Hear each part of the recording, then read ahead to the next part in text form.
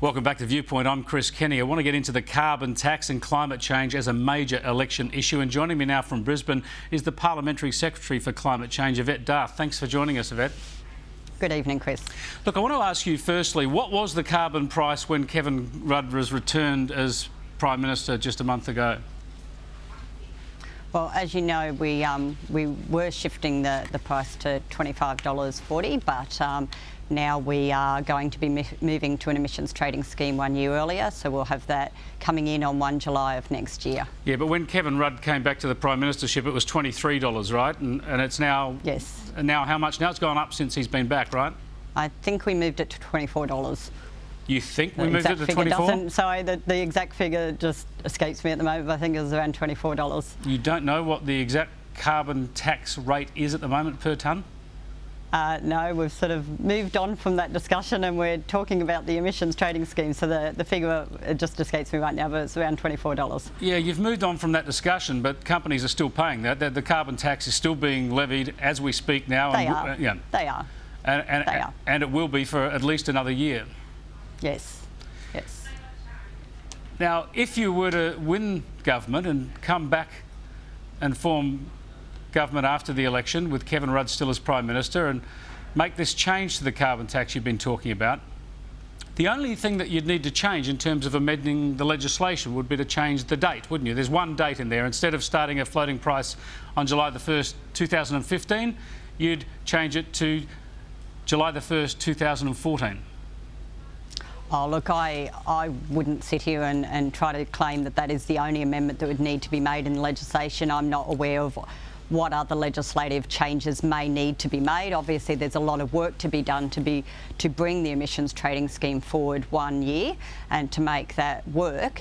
But you know, I'm not going to sit here and speculate exactly how much legislative change. I mean, that's the key legislative change, of course, changing the date to 2014. Sure. In fact, that's the point. Of course, look, there might be all sorts of clauses that have to be altered because of that, but the only change to the legislation, in all that raft of legislation, the only change of any substance is July 1, 15, changed to July 1, 2014.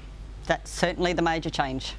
So how can the Prime Minister get up and say he's terminating the carbon tax? Well, it means the carbon tax is terminated at the end of June 2014, and come 1 July 2014, the emissions trading scheme commences.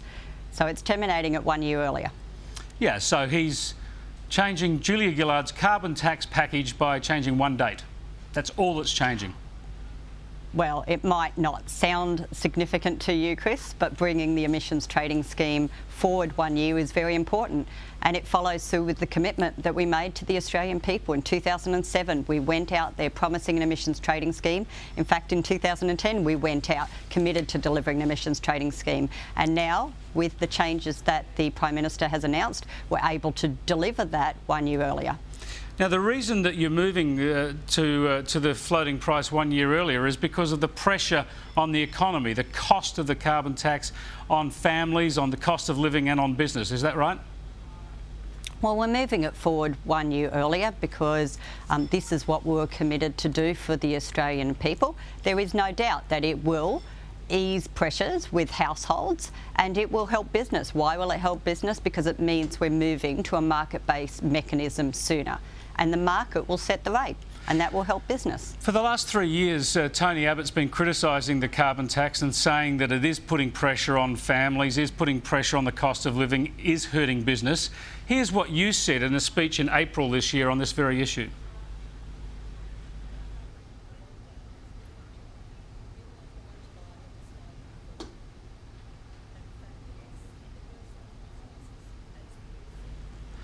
All right, sorry about the audio problem there, Yvette D'Ath, but you'll remember what you said then at the time, of course. You said the carbon tax had come in, the sky hadn't fallen in, people had got their compensation, there was no problem for people. But now, in promising to what he said, he calls terminating the carbon tax, and you correctly say is floating the price, the government is admitting, Labor is admitting that the carbon tax has hurt people. Well, what we're admitting is that we're delivering on the emissions trading scheme that we promised all along, that we've promised for the last 6 years. The carbon tax has done a lot of good in relation to helping build momentum for businesses to change the way they go about their operations. And I'm seeing that all over this country.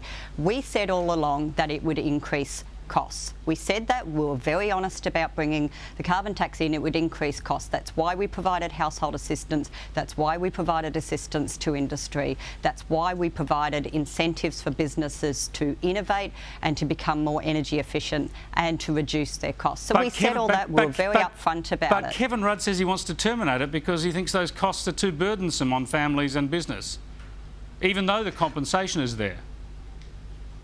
Because we acknowledge that moving to a market-based mechanism is a better system. It's always our plan in the long run to do that. Nothing's changed in relation to that. Remember that we said we want an emissions trading scheme all along. In 2010, when we were elected and we formed minority government, we had to sit down and compromise. Sure, we know that. Julia Gillard broke the promise. You delivered a tax, but it's Kevin Rudd who's saying that he's eliminating the carbon tax. That's his rhetoric. He's saying he's terminating the carbon tax, and he's saying he's doing it because the cost is burdensome on families and business. So you have to agree. You have to surely look us in the eye now and say that the tax is too high, that the tax has hurt people, exactly as Tony Abbott has been saying for the last 3 years. But what the Prime Minister has actually said is that it will take some of those cost of living pressures off households. That's what it has said. In fact, we're still providing the household assistance to businesses, and they will make savings as a consequence of the shift to the emissions trading scheme. But we said all along that there were costs involved in implementing the carbon tax. It was our preference all along to have an emissions trading scheme. We reached a compromise for a fixed term of 3 years. We are now able to reduce that period to 2 years and bring the emissions trading scheme into play. I don't see any inconsistencies to what we've been saying all along to what the Prime Minister is now saying, that we are able to ease some of that cost of living pressure, maintain the household assistance and move to a market-based mechanism. Now, I just want to go to another excerpt from your speech, and this goes to the fact that Australia had the highest, or still has the highest carbon tax, of course, in the world. And this is what you were talking about, those international relativities. Mm-hmm. People have no idea that this is happening. The general person out in the street has no idea that China is taking action. They don't understand that we are not the first to take these steps, and we need to lift that awareness.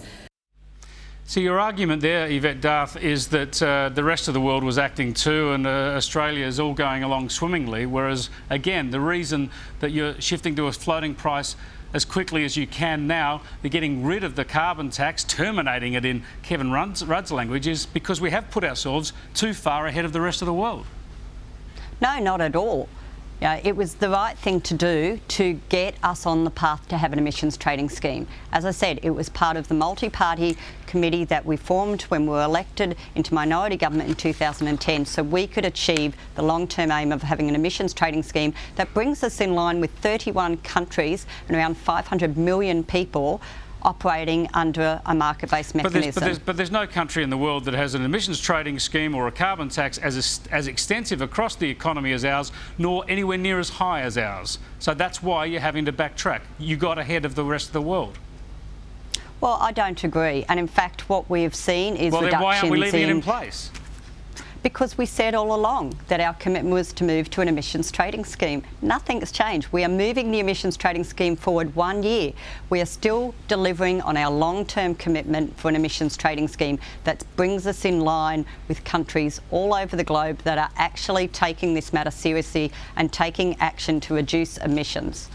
But there you are, you're saying nothing's changed, we're just moving the emissions trading scheme forward a year. But Kevin Rudd's got up and thumped his chest and said he's terminating the carbon tax. I mean, this is my point. Very little has changed, has it?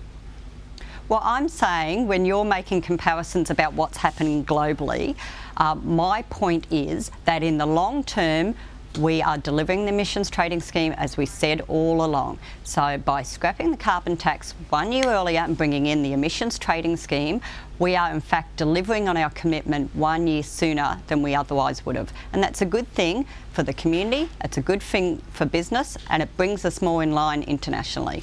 But What we did was the right thing to get us on this path, and in fact, internationally, it has given us a lot of credibility to sit around the table and negotiate these issues. And it is China who is looking to us to help deliver their emissions trading scheme, which is already being rolled out in a number of provinces. Just before and they will go to a national scheme in 2015. Well, yeah, we'll see. But we're winding back our carbon tax now, so we obviously don't think the rest of the world is really racing ahead that quickly. I just want to get you briefly on asylum seekers before I let you go. Are you happy? Are you very pleased to see asylum seekers now sent off to PNG and resettled there? I will support a policy that stops people putting their lives at risk and drowning at sea. So that you supported That's what this is about. So you supported the Pacific solution under John Howard? What I support is a regional solution. That's what our caucus negotiated. That's what we agreed to when we talked about the Malaysian arrangement, and we talked about what we should be doing with our neighbours to make sure that we remove any incentives. As you know, Kevin Rudd shut Manus Island down. So are you saying that Manus Island was wrong when John Howard was sending people there, but right when Kevin Rudd's sending people there? We have been very upfront for quite a while now, saying we accept that changes need to be made in relation to Labor's policies I know in this that. What area. I'm asking you about, you were opposed to it when John Howard did it, but you seem to be supporting it now. Is that the case? I am supporting it now because we have seen a change in the circumstances. While we've been in government, we tried a different policy. The fact is, it didn't work. We are looking at alternative policies. We're at least willing to sit up and say, we need to look at reforms in this area. You've got to keep looking at reviewing your policies. The fact is, globally, these circumstances keep changing. We need to change with it. Right, let's not stick our head in the sand. Let's make sure we take action and remove those incentives for people to drown at sea. Thanks very much, Yvette D'Ath from Brisbane. Very appreciate your time for joining us tonight. My pleasure. There you have it from a Labor frontbencher. They tried a different policy, it didn't work, and now we're going back to the old one. I'll be back to take up this issue with Julian Burnside after the break.